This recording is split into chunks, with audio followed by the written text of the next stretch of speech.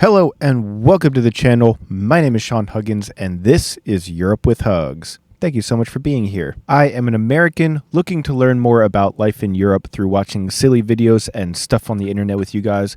So, if you enjoy, consider subscribing. We're trying to hit that magical 1,000 subscriber mark, so it'd be greatly appreciated. But let's get into today's video. All right, this one's pretty simple. Why American and European trucks are so different, by Smart Trucking, linked in the description as always. Why are they so different? Let's find out. Eric Larson, a European subscriber of ours, wrote in and asked for us to describe the differences and the advantages and the disadvantages of the European trucks versus the American trucks. The first and most noticeable difference between the European trucks and the American trucks is that virtually all highway trucks in Europe are cabovers, whereas in America, they've virtually all got no a hood of cabovers. some sort. So, why is you sit on top of the engine? That? Okay. Well, the first reason is European trucks are governed to an overall length of 61 feet. That's total vehicle length, 61 feet. So in that 61 feet, they obviously want to get as much cargo capacity as possible because that's where the money comes from. That's where the revenue is. So they want to maximize the trailer that they can pull in the 61 feet. And what that means to the truck is that it's got to be as small as possible. Hence the cab over design. The American trucks are not governed that way at all. Wow, look how long this frickin' this truck is, probably 61 feet just by itself. That's crazy. American length laws dictate that only the trailers are measured for legal length. And in most states now, it's still 53 feet. We have some trailers that are allowed to go 60 feet in some states like California.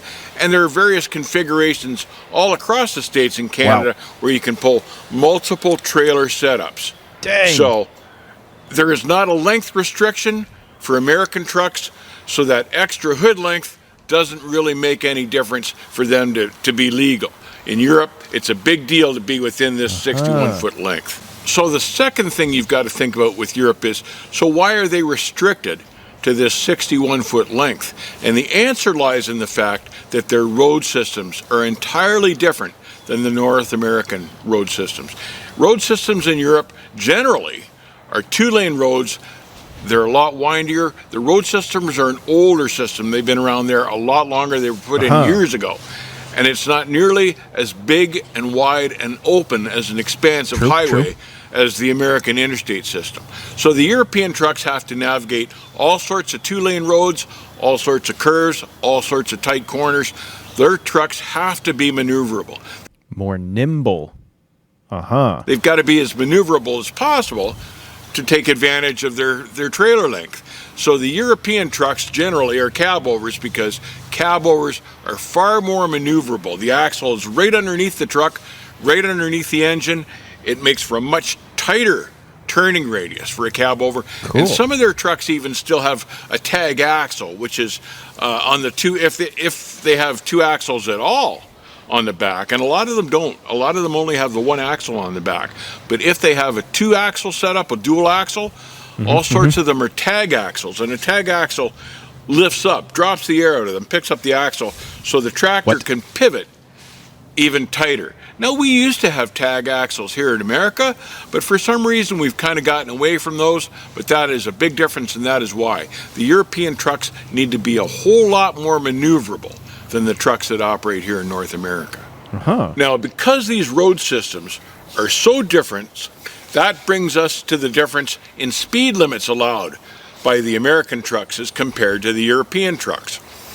European trucks are governed at 55 miles an hour, whereas here in North America, they're governed at 75 or 80 miles an hour, depending on where you are. 80? So the speed of the truck becomes an important factor. At 55 miles an hour, a cabover isn't fighting. I'm assuming he means kilometers per hour, not miles per hour. but still. Hitting the wind nearly as badly at 55 miles an hour, so it's not hurting their fuel mileage nearly as badly as a cab over that was operating in the States, for instance, running 75 miles an hour, which is the speed limit in Wyoming, for instance.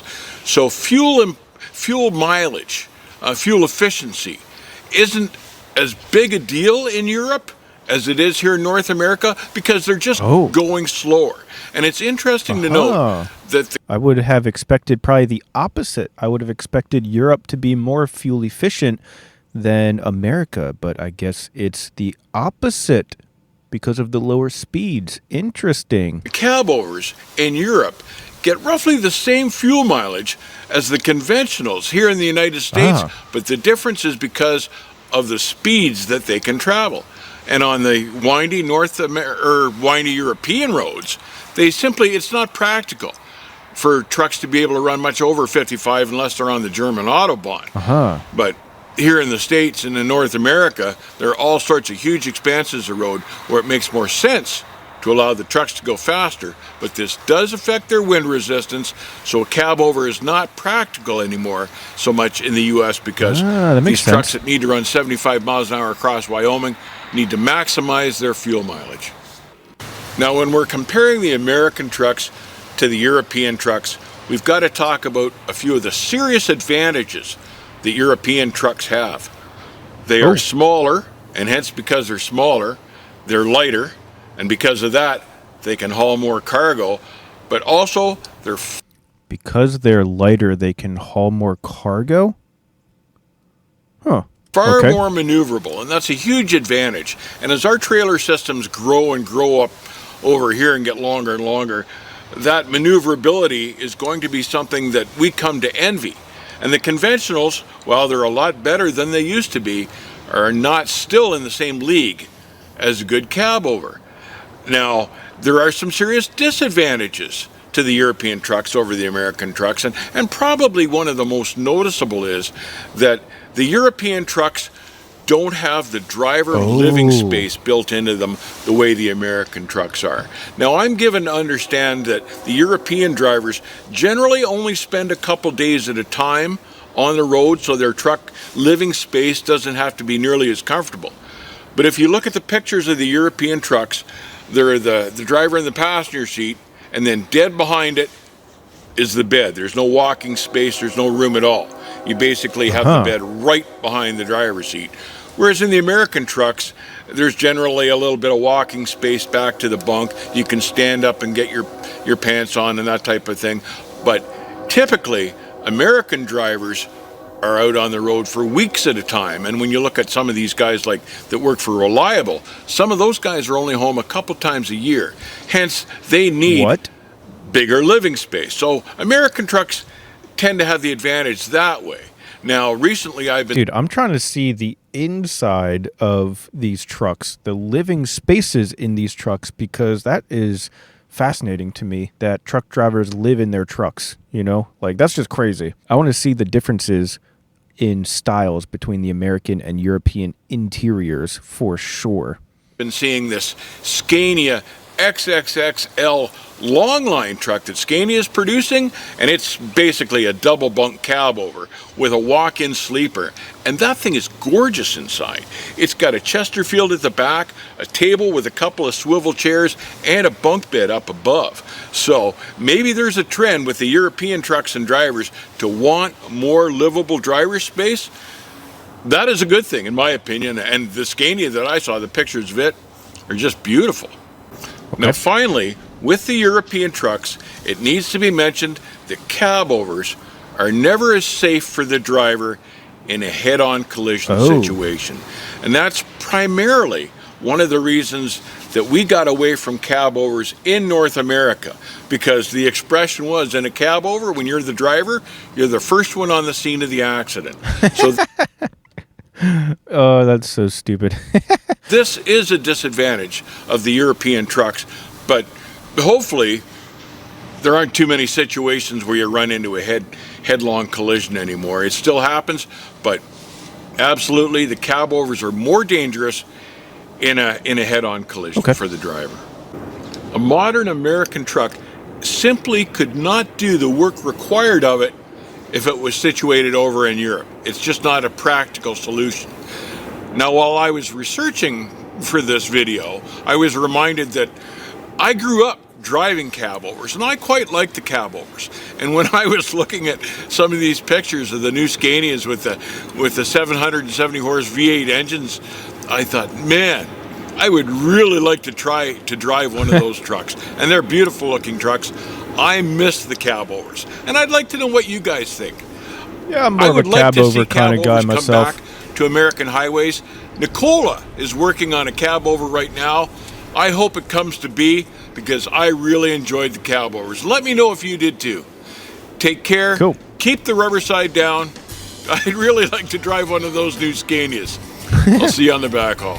All right. Thanks, Dave. Keep the rubber side down. I don't know what that means. But anyways, that was interesting. I'm curious. I want to see like the interior of the different trucks from around the world, because since I am currently living in a van myself, traveling around America, it's, you know, it's like the same thing, driving and living in the same place that you're driving around. So it's like, it's interesting.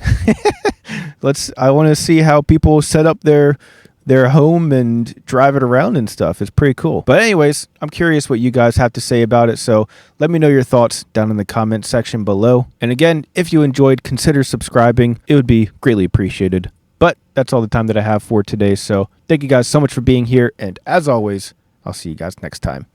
Peace.